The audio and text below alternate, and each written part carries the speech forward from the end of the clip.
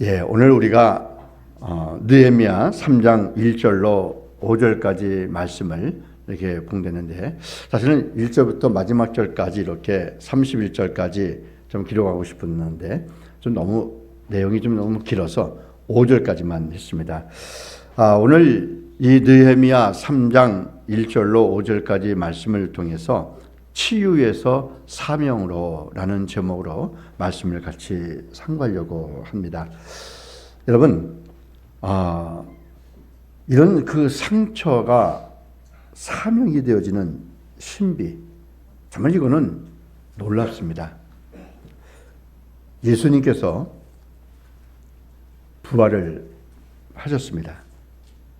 제자들은 지금 두렵고 떨리고 혹시라도 우리를 그 관원들이 붙잡아 오지 않을까, 그 두려움 속에 있는데 예수님은 부활을 하셔서 예수님을 이제 제자들에게 나타나셨습니다. 근데 그 장면을 한번 이렇게 깊이 한번 묵상해 보시기 바랍니다. 사망 권세를 깨뜨리고 그 몸은 영광스러운 몸으로 부활을 하셨습니다. 그런데 이제는 그 부활하신 몸이 시공간을 초월하는, 영화에서나 봤던 대로 쫙 그냥 갔다가 나오고, 내가 원하는 대로 나 거기 LA 지금 가고 싶어 그러면 LA에 딱 가서 있고, 이제 공상 영화에서 나와 있는 대로 되어질 것 같아요. 그 예수님은 그걸 미리 보여주신 거예요. 그렇게 시공간을 초월하는 육체의 몸으로 그렇게 부활을 하셨는데, 역설적이게도 여전히 예수님의 몸에는 흉터가 남아 있습니다. 이왕 좀 영광스럽게 하시고 그 상처도 싹 치유해 주시면 얼마나 좋았을까, 이런 생각을 하지만 하나님은 그렇게 하지 않으셨어요. 도마에게 내 손을 만져봐라.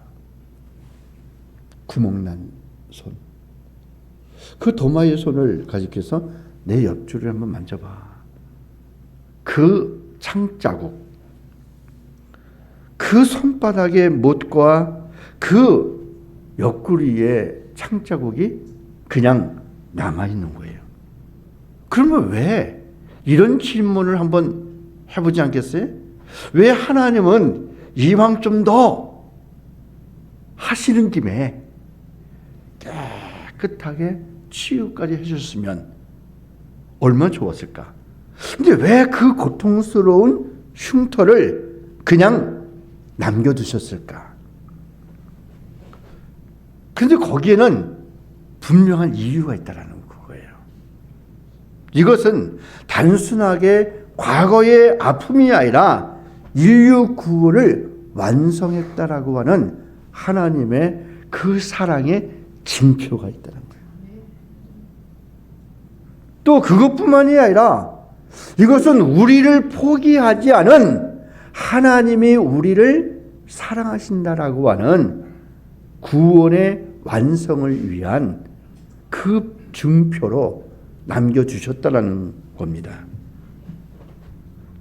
그리고 그 상처를 가지고 있는 주님은 내가 너희를 위해서 이렇게 희생하였을 뿐만이 아니라 너희를 위해서 여기까지 왔다라고 하는 그것을 마치 보여주시는 것 같은 그런 모습을 우리는 보게 됩니다.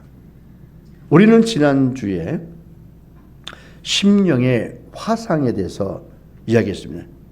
저도 여기 이렇게 보니까 그냥 흉터 자국 이렇게 그 지도가 남아 있어요.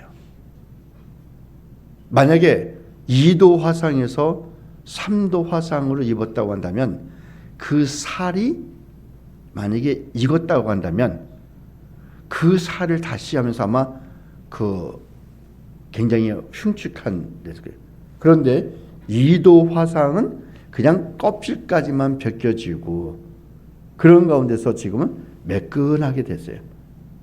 그런데도 불구하고 그 흉터가 아직 남아 있습니다. 지금 이와 같이 우리는 여러 가지 상처를 받았습니다. 아픔이 없는 사람들은 한 명도 없을 거예요. 인생의 쓴맛을 맛보고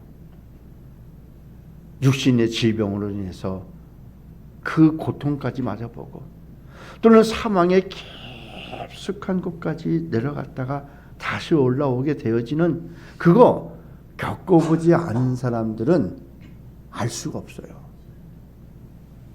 그러면 이렇게 그런 그 마음에 받고 있는 그 심령에 있는 화상을 하나님은 치유하셨지만 그 마음속에 가지고 있는 그것은 그냥 내버려 두셨다라는 그거예요.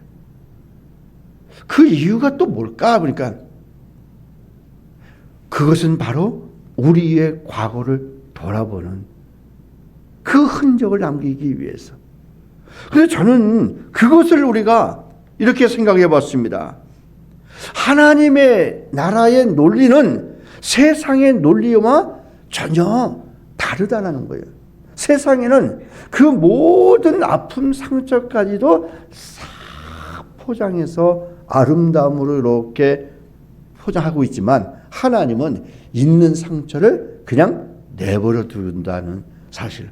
저는 이걸 보면서 어떤 거냐면 하나님이 이렇게 쫙 치유해 주신 그 한 사람 심령의 화상은 그냥 표시는 남아있지만 그 고난을 쫙 통과하게 되어지면 마치 정금같이 나와 있는데 이것은 우리가 받은 성도의 그 쉼터는 정금같이 단련되어진 사명의 밑거름이다. 근데 저는 이것을 가지고 뭐라고 말하면 이것이 우리의 힘이다. 하나님과 하나님의 은혜로 말미암아 새롭게 변화되어지고 있는 그 삶의 흔적들, 돌아왔던 그 삶의 여정들을 보면 이것은 바로 수치가 아니라 하나님이 주시는 힘이다. 내가 세상에 나서서 담대하게 설 수 있는 그 힘. 보라, 나 같은 사람도 나같이 이렇게 정말 처절한 삶을 살았던 사람도 하나님이 만져주시니까 다시금 일어설 수 있었다라고 하는 그 힘. 그런데 하나님은 그 힘을 어디다 쓰기를 원하시는가? 하나님이 함께 하시면 이렇게 변한다라고 하는 그것. 전도하는 일에, 하나님의 역사를 드러내는 일에 이 우리의 흉터까지도 그렇게 바꾸어서 사랑하시는 것을 우리는 볼 수가 있습니다. 하나님은 우리를 다 치유해 주신다. 어떤 무결점, 흠이 없는 깨끗한 것으로 만들어갈 수 있는 것이 아니라 그 상처까지도 하나님 나라를 세우는 일에 사용되어지는 일들. 근데 또 왜 이렇게 또 하나님이 남겨두셨을까? 저는 그거를 보면서요, 우리가 받은 그 상처를 안고 있는 사람만이 또 다른 상처를 받은 사람들에게 위로자가 될 수가 있고, 그것을 그렇게 해서 우리의 상처까지도 하나님이 싸매어 주셔서 또 다른 새로운 생명을 구원하기 위한 하나님의 도구로 사용하셨다라는 그것에, 그래서 이제 우리는 더 이상의 아픔이 아니라 오히려 그것이 우리의 힘이 되고 능력이 되어지는 그런 모습을 우리는 생각을 해봤습니다. 사도 바울은 고난을 많이 받았잖아요. 돌에 맞는 것도 받았고 또 40에 하나 감한 태형을 수차례 맞기도 하고 또 형제들 가운데 모욕을 받기도 하고, 그런데 그 모든 것들, 또 심지어 눈에 안질이 나가지고 또 문헌에 보면 바울은 곱사등이라고 그러잖아요. 곱추같이. 근데 하나님 앞에 기도해서 하나님, 나 주의 복음 증거하는 일에 이 눈이 이렇게 참 불편한데 좀 치유해 주세요. 그렇게 계속 기도를 했더니 하나님이 하신 말씀이 내 은혜가 내게 족하도다. 그걸 깨닫고 나니까 이 사도 바울은 그걸 깨닫게 된 거예요. 이 상처가 내가 하나님과 끝끝내 이게 붙들릴 수 있는 그 관계성이 되어지고 있구나. 그러면서 고백하는 말이 내 몸에 예수의 흔적이 남았노라. 그것을 이렇게 성도들에게 가르친 것을 우리는 볼 수가 있습니다. 오늘 이 느헤미야 3장에 함께 읽은 이 본문에 보게 되어지면요, 지금 이 성전을 성벽을 건축하고 있는 그 일들이 계속 그 다음에 누구 무슨 일을 맡았고 이런 일들이 기록이 되어져 있습니다. 여기 성벽 이렇게 중수 이게 건축하고 있는 일에 사람들이 나열되어지는 것 단순하게 있는 것 같지만 저는 이것을요 생명책에 기록되어진 그 장부책이다. 저는 이렇게 보게 됩니다. 근데 여기에 기록되어져 있는 사람들 한 사람 한 사람들을 보게 되어지면요, 정말 이걸 통해서 하나님의 나라가, 하나님의 교회가 어떻게 세워져 가고 있는지. 교회는요 완벽한 사람들이 모여서 교회를 만들어가는 것이 아니라 세상에 버림받고 정말 쓸모없다라고 조롱받던 사람들이 예수님의 은혜를 받고 치유받은 사람들이 모여서 교회를 이루어가고 있는 거예요. 그래서 제가 지난번에 교회는 용광로와도 같다, 전 그렇게 이야기를 했습니다. 지금 예루살렘의 그 성벽을 쌓는 그것은요 그냥 깨끗한 돌을 깎아서 만든 아름다운 벽이 아니라 전쟁으로 인해서 팍 쏟아지고 회파되어지고 무너졌던 그 돌들, 어쩌면 불에 타서 정말 이렇게 그 쓸모가 없는 그런 돌들을 하나씩 모아서 지금 성벽이 쌓아졌다. 바로 그거예요. 이 교회는 이와 같은 성도, 이런 그 불에 거슬리고 깨지고 그런 벽돌과도 같은 그 성도들이 모여서 교회를 세워가는 그거예요. 그곳에 내가 함께하겠다. 바로 이런 그 성도들의 그 아픔, 여기에 담겨져 있는 것으로 성벽을 이루게 되어진 것을 우리는 봅니다.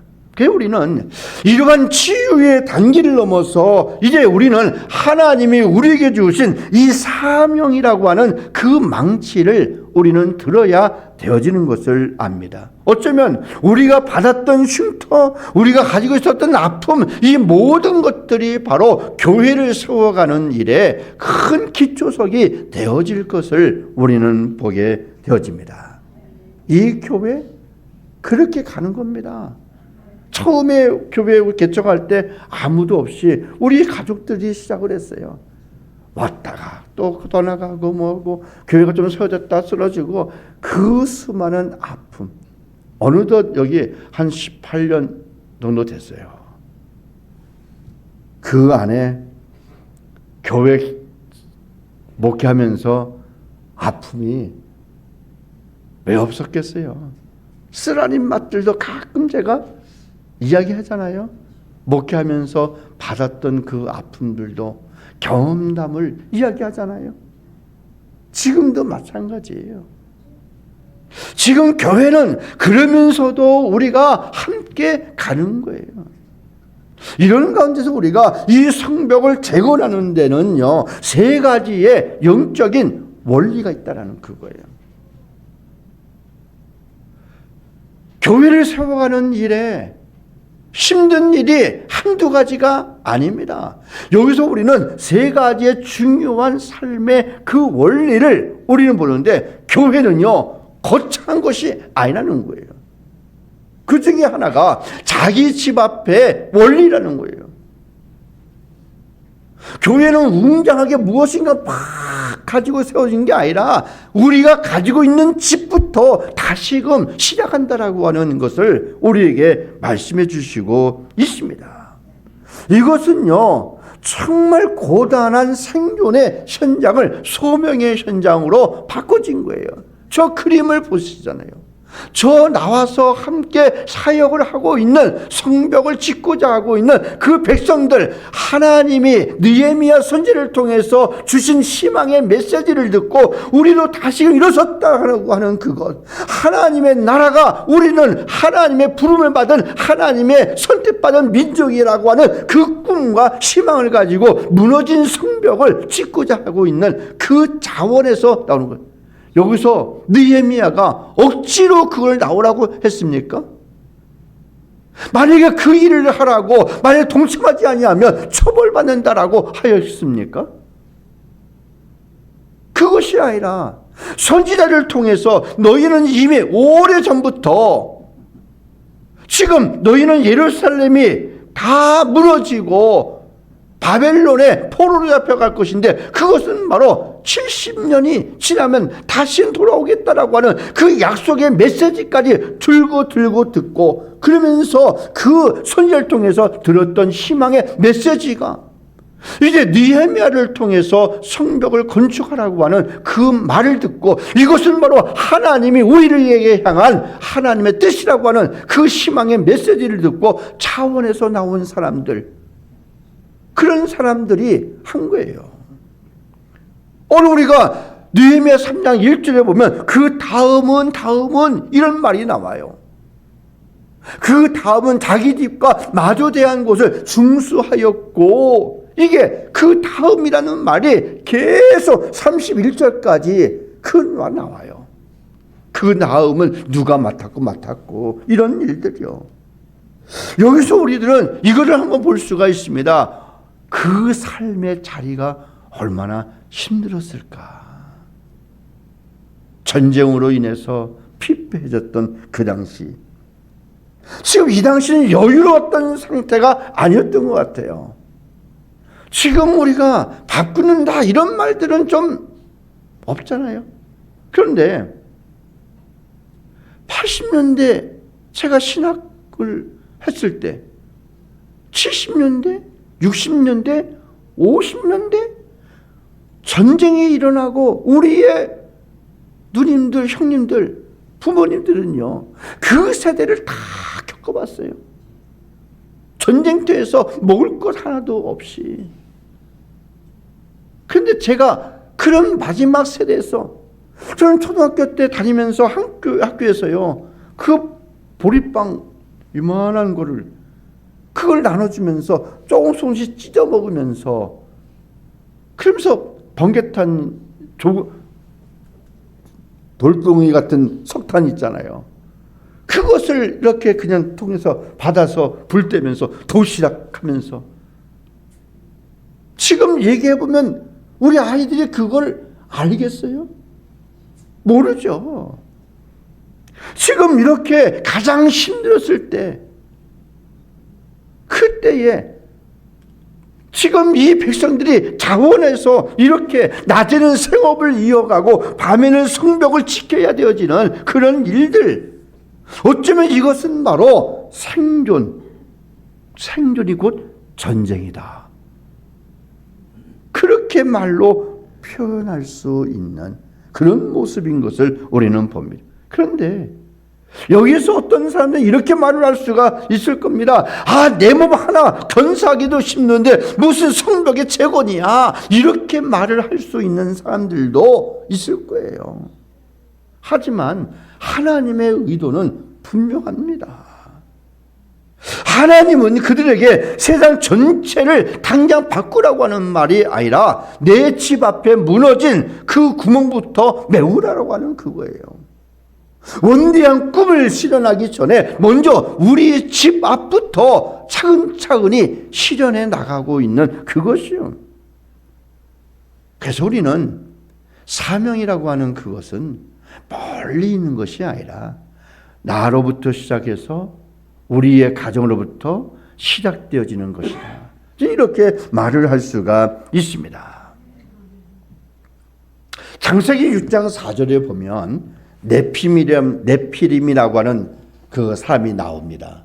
이들은요, 크고 장대한 거인이다. 이렇게 기록이 되어 있습니다. 그런데 이 네피림은요, 하나님이 없이 자기의 힘으로 살 수 있다라고 하는 생각을 가진 인본주의자들이었습니다. 그런데 이렇게 오늘 이 시대에 우리가 먹고 살기도 힘든데 일단 살고부터 봐야지. 만약에 그렇게 한다고 한다면 하나님이 없이도 할 수 있다라고 하는 이 네피림 인본주의자들과 다를 바가 없다라고 하는 그거예요. 가장 소중한 것은 우리의 가정부터가 하나님 앞에 제단을 쌓는 일부터 시작하는 것이 교회 건축하는 일이요, 성벽을 보수하는 일이다. 우리 이렇게 볼 수가 있습니다. 두 번째로 보면요, 바로 이 양문에는 우선순위가 있다라는 그거예요.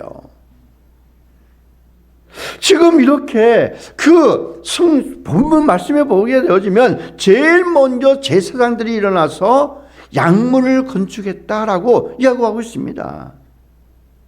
이 성벽 재건의 첫 삽을 뜬 것은 바로 양문을 만드는 일인데, 이 양문이 도대체 뭘까? 그 양문은요, 그 여러 문들이 있어요. 그 양문은 양들이 들어가고 있는 그 문, 작은 문이에요. 큰 문이 아니라 양 한 마리 정도가 들어갈 수 있는 조그마한 그 문. 그런데 이 제사장은요, 이 양문을 만들고 있는데 성별하여 건축했다라 말씀하고 있습니다. 대제사장 엘리야십이 양문을 건축하여 성별하고, 그렇게 본문에 말씀을 하고 있습니다. 상업의 중심지인 큰 대문, 사람들이 왔다 갔다 하고 수레가 왔다 갔다 하고 그런 일들 하겠죠. 그런데 하나님은 왜 그 수많은 문들 가운데 양문을 가장 먼저 세우게 하셨을까? 바로 그것은요, 그 양문은 바로 예배를 뜻하는 의미. 그 양을 들어가서 대제사장이 그 양을 잡아서 제물로 드리는 일.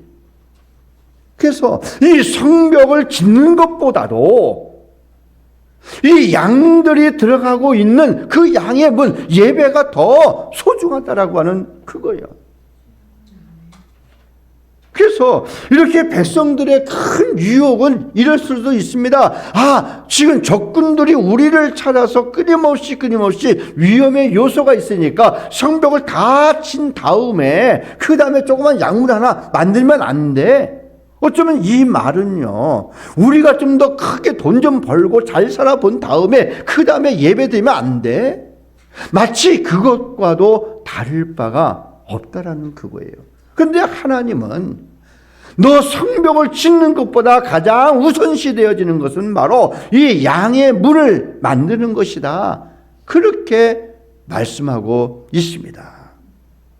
지금 이와 같이 때로는 공포 속에서 있는 그런 삶의 현장 속에서도 하나님 앞에 예배를 드린다라고 하는 그것이 얼마나 소중한지. 그런데 오늘 우리는 어떻습니까? 우리의 삶 속에 예배가 가장 소중함에도 불구하고 때로는 너무 바빠서, 피곤해서, 먹고 사는 게 급해서 지금 이런 일들로 예배를 드리지 않는 사람들이 의외로 많다라는 그거예요. 갈수록 그랬습니다. 우리가 80년대까지만 해도 막 힘들고 어려워가지고 교회 와서 맨 그냥 철야 기도하고 삼각산에 가서 기도하고 또 어디 가서 기도하고 계속 그렇게 하는데 요즘엔 안 간대요. 기도원들마다 예전에 기도원이 좀 호황이었었는데 지금은 기도원이 다 없어진다는 거예요. 분명히 외적으로는 풍성해진 것 같은데 영적으로는 좀 빈곤하게 된 상태. 그게 어떻게 보면 나라가 망해봐야 그 다음에 좀 뭔가 알 것 같아. 하나님 도와주세요. 지금 나라 국간이 대한민국 국간이 얼마나 됐는지 그게 방송에 나왔더라고요. 군인들에게 그 막사를 따뜻하게 그 보일러를 틀어줘야 되는데 틀 수 있는 기름이 없어가지고 장병들이 지금 추운다.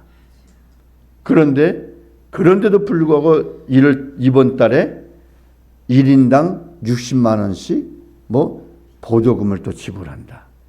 지금 이런 일들이 벌어지고 있는 겁니다. 나라가 힘들고 어려웠을 때 결국에는 우리가 잘못했습니다 라고 고백하고 회개하고 돌이키는 꼭 이스라엘 백성들과 다를 바가 없어요.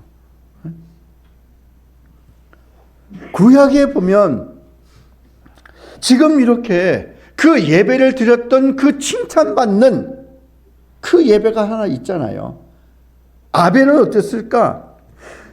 이 형 가인과는 달리 하나님이 기뻐하시는 제사를 드렸어요. 그래서 히브리서 기자에 그렇게 이야기하고 있습니다. 그가 죽었으나 그 믿음으로써 지금도 말하느니라. 그렇게 말씀하고 있어요.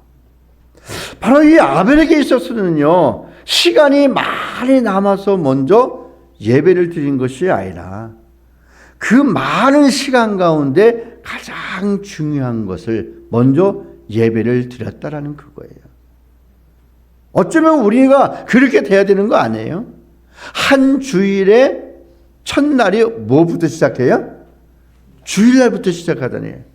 믿지 않는 사람들은 월요일부터 시작할 거예요. 우리 믿는 사람들은 주일부터 시작해요. 주일 먼저 하나님 앞에 예배 드리고 난 다음에 월요일, 화요일, 수요일, 금요일, 토요일 또다시 주일 예배를 위해서 준비하고 주일을 또 시작하고. 근데 믿지 않는 사람들은 그거 같아요. 월요일 날 열심히 일을 하고 있다가 주일이니까 오늘은 쉬는 날이야. 이게 우리와 다른 점이 바로 그거 같아요. 우리는 하나님 앞에 예배를 드리는 것이야말로 가장 삶의 그 시작이 되어지는 그것을 고백하는 것임을 우리는 봅니다. 또 그것뿐만이 아니에요. 이 다윗도 보면 정말 사울이 그 긴박한 다윗이 쓴 시를 보면 어쩌면 이렇게 내공이 깊을까? 어쩌면 그렇게 깊은 내면에서부터 흘러나오는 그것을 시로 이렇게 표현을 했을까? 우리는 상상이 안 돼요.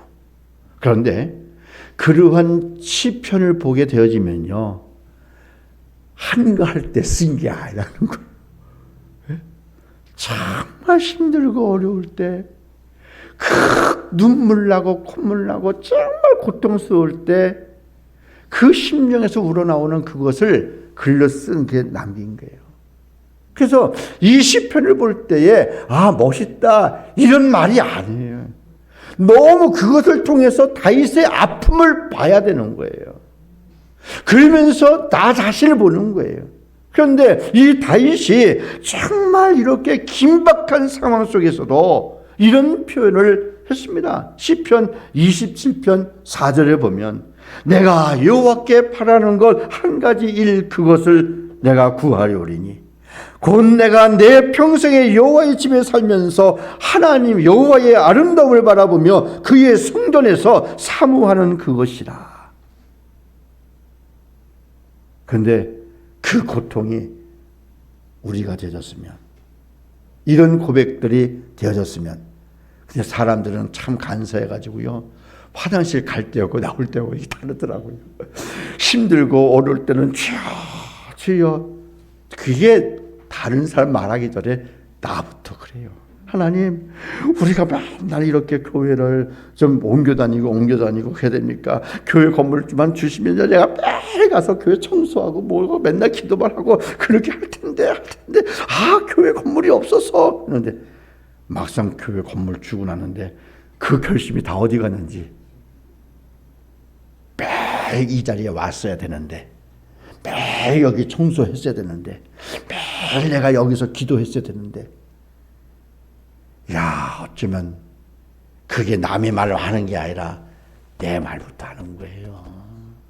이게 우리의 모습인 것을 우리는 볼 수가 있습니다.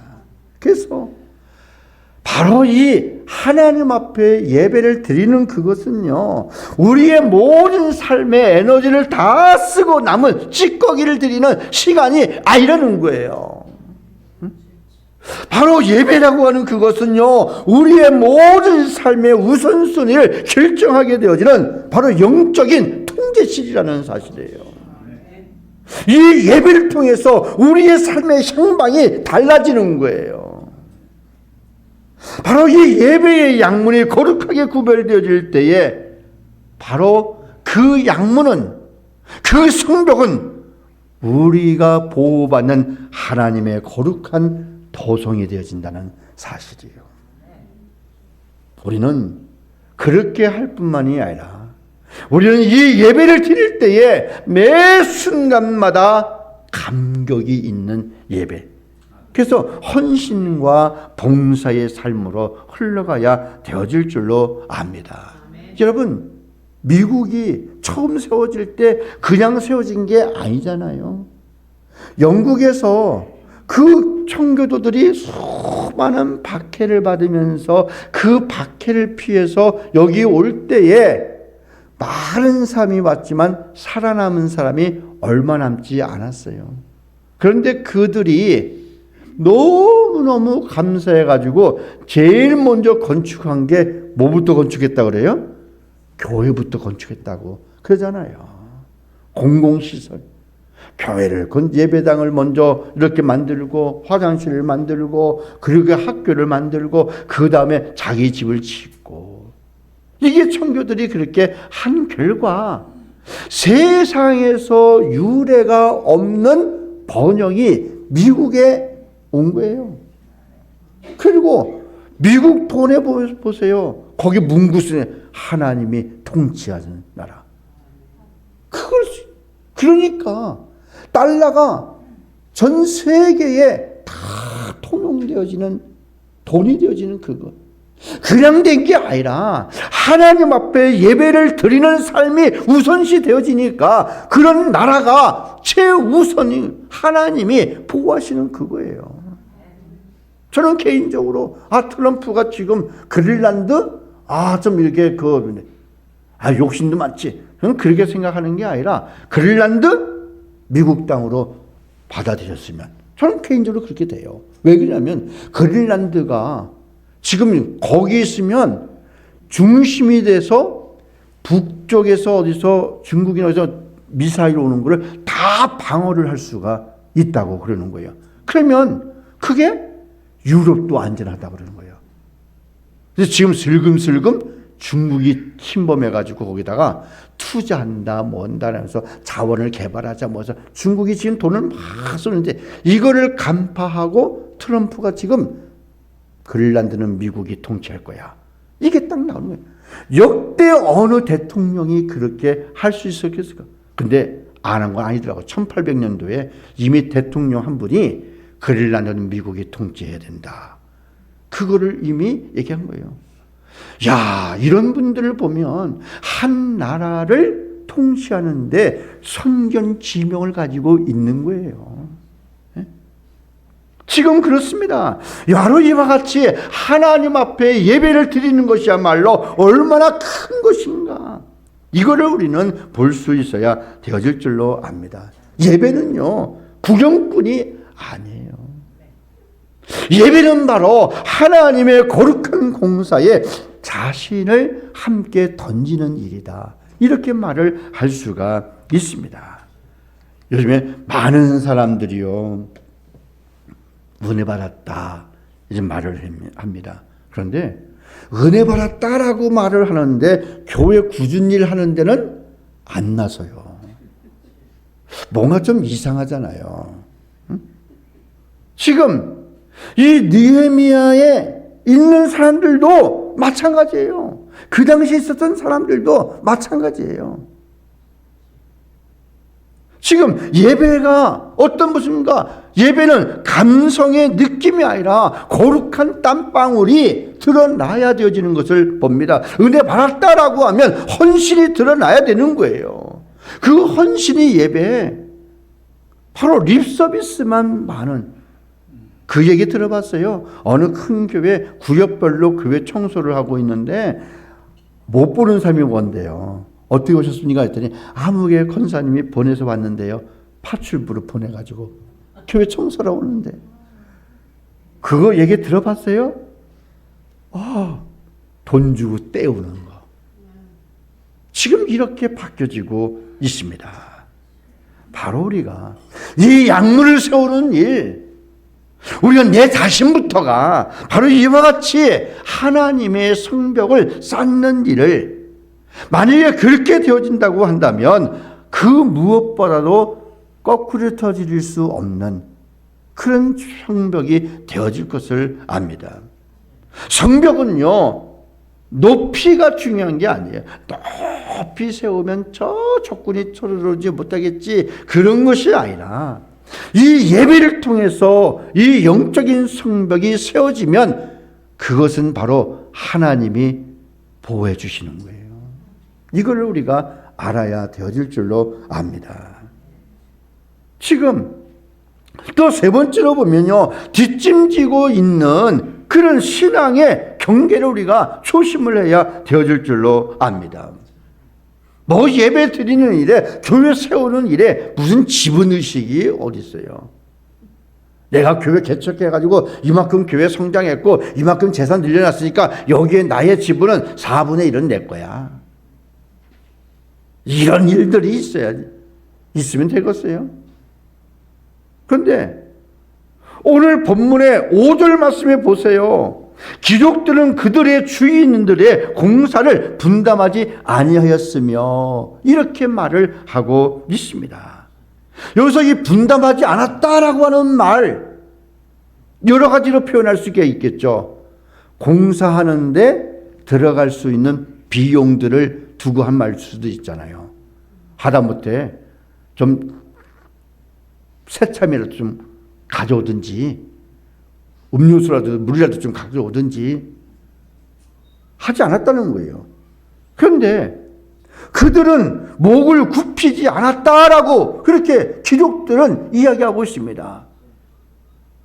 누구 말을 안 하지 않았지만 귀족들은 목을 굽히지 않은 방관자였던 것을 우리는 봅니다. 그런데 당시의 평민들은요, 한 끼에 끼니를 걱정하는 그런 가운데서도 열심히 성벽을 쌓았는데 그 자기가 맡은 일을 하고 또 다른 하나를 더 건축했다라고 하는 그것, 저는 이렇게 표현했습니다. 이 귀족들, 목을 굽히지 않은 방관자들은요, 결국은 하나님의 생명책에 수치스러운 이름으로 기록이 되어질 것이고, 자기가 한 역할 외에 하나 더 힘써서 했다라고 하는 그 사람들은 막 영광스러운 이름. 그래서 느헤미야 3장 1절로 쭉 나와 있던 그 성벽을 건축하는 사람들의 이름들은요, 영광스러운 이름들이다. 저는 이렇게 우리는 볼 수가 있습니다. 많은 사람들이 그렇습니다. 저거는 나는 여기에 귀족이니까, 나는 여기에 좀 지도자니까 그렇게 뒷짐만 지고 있는데, 그런데 여기에 3장 1절에 보면 대제사장부터가 그의 아들들이 나와서 그 약문을 만들고 백성들은 그렇게 짓고 나가고, 그렇게 하나님의 은혜를 입은 사람들은 예배당을 짓고 성벽을 건축하는 일에 나섰지만 그렇지 않은 사람들은 다 뒷짐지고 가만히 보고만 있었던 것을 우리는 봅니다. 오늘날 우리들은 어떨까? 바로 이 드고와의 기록들과 같은 사람들이 너무나도 많은 것을 우리는 봅니다. 많은 사람들이 나와야 되어지는데도 불구하고 나오지 아니하고 얼마나 올라갔을까? 빈정거리고 그렇게 하는 사람들. 대형 교회가 되어지고 나면 교회 조직도 좀 많아져요. 작은 교회는 작은 교회대로의 조직이 필요하고요. 큰 교회는 큰 교회대로 조직이 좀 필요해요. 그런데 큰 대형 교회가 이루어지면 거기에 목사님들도 세워지고 장로님들도 세워지고 이렇게 이제 그 팀장을 맡도록 부서장을 맡도록 하잖아요. 근데 그 중에 제일 인기 있는 부서가 어느 부서인지 아세요? 교회 건축부서, 그 다음에 재정부서. 요게 서로 누가 되느냐에 따라서 그래서 치열한 로비 전쟁도 한다는 뒷담화가 있어요. 교회 건축위원장 하나 맡으면요, 그 위원장이 얼마나 큰 일인지는 모르겠으나, 또 재정부장 맡으면 많은 사람들이 와서 우리 부서에 좀 돈 좀 주세요 이렇게. 그러니까 무언가 이게 좀 어깨 좀 이렇게 힘필 거 아니에요. 그래서 교회 건축위원장, 재정위원장 하게 되면 그 장은요 아주 인기에서 서로 하려고 그런다는 거예요. 여러분, 정말 우리는 어떻습니까? 오늘 이 시대에 은혜 받은 사람이라고 한다면 가장 정말 우리가 다른 사람들의 그 힘이 미치지 못하는 것부터 우리가 살펴보는 일들, 우리는 그런 일들을 해야 되어질 줄로 압니다. 참된 신앙이란 어떤 것일까 보면 가끔 그래요. 하나님이 알아서 다 해주실 거야. 그런 말을 좀 해요. 그런데 전혀 그렇지 않다는 거예요. 또 내가 이만큼 했으니까 내 지분을 인정하라, 이런 말을 할 수 있어요. 그런 것이 아니에요. 바로 이렇게 하나님 앞에 모든 것들을 다 이렇게 맡기고 그러는 것이 아니라 하나님 앞에 기도했으면 내가 해야 되어질 분량은 내가 할 때에 하나님이 힘을 주시는 것임을 알 수가 있습니다. 예수님도 일하신다고 그랬거든요. 근데 예수님이 뭐라고 말씀하셨냐면 하나님도 일을 하신다, 그 말을 했어요. 그 말이 언제 나오냐면 요한복음 5장 14절 18절에 말씀하시는데요, 아버지께서 일을 하시니 나도 일한다. 하나님도 일을 하시는데, 예수님도 일을 하시는데 우리가 무슨 거들먹거리고 가만히 있으면 되겠는가? 여러분, 드고와 평민들은요 자기 몫을 다 하고도 또 한 구간을 이렇게 맡았다라고 말씀하고 있습니다. 이것이 바로 진짜 은혜 받은 사람들의 모습인 것을 우리는 볼 수가 있습니다. 성벽에 이렇게 갱신은요 자기의 주장을 주장하면서 계산기를 두드리는 귀족들이 아니라는 거예요. 우리가 봉사하고 헌신할 때에 계산기를 두드리는 게 아니에요. 내가 이렇게 하게 되지만 누가 알아주지 않을까, 그런 계산기 아니라는 거예요. 바로 이와 같이 우리는 소름 돋는 일들, 기록들은 그랬습니다. 하나님의 역사는 뒷짐이 없고 수치스러운 이름으로 기록되어졌지만, 그러나 평민들은요 영광스러운 이름으로 그렇게 기록되어진 것을 우리는 봅니다. 여러분, 이제 우리는 결론으로 이런 말씀을 한번 생각해 봐야 되어질 줄로 압니다. 바로 건축의 망치를 들자. 하나님은 우리를 치유하셨습니다. 그리고 이제 말씀하십니다. 나와 함께 무너진 성벽으로 가자. 이런 가운데 우리는 세 가지의 다짐을 한번 가져야 되어질 줄로 압니다. 그 중에 하나가 우리는 상처를 사명으로 삼고 가는 그것. 그리고 성벽 제거는 멀리 있는 것이 아니라 내 집부터 시작하는 것, 교회를 세우는 것, 그것은 바로 우리가 하고 있는 가정 예배부터 시작하는 그거. 그리고 또 성벽 재건의 시작은 바로 예배가 먼저라고 하는 사실. 우리가 어떤 일을 할 때에 가장 먼저 주일날 와서 예배를 드리고 헌신하고 이것부터 할 수 있는 이런 다짐을 우리는 가져야 되어질 줄로 압니다. 사랑하는 성도 여러분, 우리는 때로는 척박한 현실 속에 살아가고 있습니다. 정말 한 치 앞도 어떻게 되어질지 모르고 살고 있는 시대가 지금 이 시대인 것을 우리는 봅니다. 아무쪼록 우리가 정말 그 많은 상처를 받았지만 이걸 가지고 다시 한번 소명자로 일어설 수 있는 사람, 그런 사람들이 되어지기를 바랍니다. 다음 주는 제가요, 마태복음 15장에 있는 말씀을 저는 15장에 보면 부스러기 은혜면 족합니다. 이 말씀을 제가 전하려고 준비를 하고 있습니다. 왜 그런가? 스로보니게 여인을 한번 보세요. 응? 주인의 상에서 떨어지는 부스러기를 개는 먹사옵나이다. 나는 개입니다. 교회를 세우기 위해서요, 수치도 마다하지 아니하고, 이 스로보니게 여인은 자기의 딸을 고치기 위해서 그 수치까지도, 우리가 교회 세우기 위해서 목을 곧게 세우는 것이 아니라 겸손한 마음으로, 이런 마음으로 해야, 조금 말 한마디 했다고 삐져가지고서 나 이제 교회도 안 나와, 그런 모습을 볼 때 제가요, 마음이, 가슴이 두근두근두근 거려요. 예? 좀 마음이 이렇게 가지고, 그러면 어때? 이렇게 여유를 가지고 설 수 있는. 그래서 주님 앞에 납작 엎드려 가지고서 은혜를 구하는 겸손이 세상을 이기는 강력한 군사의 힘이라고 하는 말씀들을 제가, 이런 영적인 무장이 돼야 우리 교회가 좀 성장하는 일에 나아가지 않을까. 저는 그런 마음에서 이 말씀을 준비했습니다. 아무쪼록 이번 한 주간도 여러분들에게 승리의 그 희망의 꿈이 이번 한 주간에 달려갈 수 있는 저와 여러분들 되어지기를 주님의 이름으로 축원합니다.